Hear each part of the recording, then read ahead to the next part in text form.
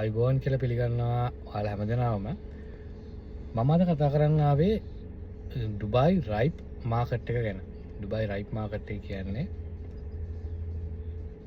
Dubai වල organic පළතුරු සහ එළවලු සාධාරණ මුදලට ගන්න පුළුවන් තැන. ඒ කියන්නේ අපි ගත්තොත් සුපර් මාකට් වල ඔය කැරිෆෝ ලුලු එතකොට ඔය සාමාන්‍යයෙන් ටිකක් shopping mall වල තියෙන දැන් ගොඩක්ම තියෙන කැරිෆෝ ඒ වගේ තියෙනවා. හැබැයි ඒවයි සෑහෙන මුදලක් යනවා. ඒ කියන්නේ අපි ගත්තොත් කැරට් කිලෝ එකක් වෙන්නේ නෝමල් කැරට් කිලෝ එකක් දිනම් 2.50ක් 3ක් වගේ වෙන්නේ.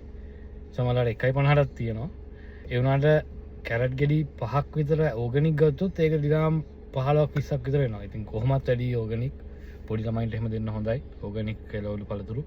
ඉතින් ෆ්‍රෙෂ් ඕගනික් එළවලු පළතුරු ගන්න පුළුවන් ඩුබායි ඇකඩමික් පාක් එකේ තියෙන රයිප් මාකට් එකේ. රයිප් මාකට් එක ආයෙත් ඕපන් කරනවා අද උදේ 9 ඉඳන් රෑ 9 වෙනකන් ඒක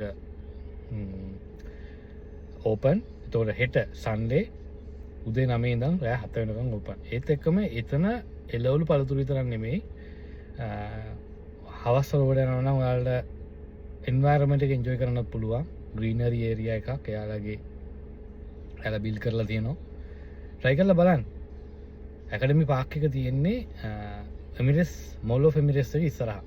මෝල් එකේ ඉස්සරහා උම්සුකුම් රෝඩ් එකේ තියෙන්නේ පොලිස් ඇකඩමි එකේ ලෑන්ඩ් එකේ තමයි අරගේ ඇකඩමි පාක් එක තියෙන්නේ. උදේ 9 ඉඳන් රෑ 9 වෙනකන් අද ඉඳන් ඕපන් මැයි 6 වෙනිදා වෙනකන්.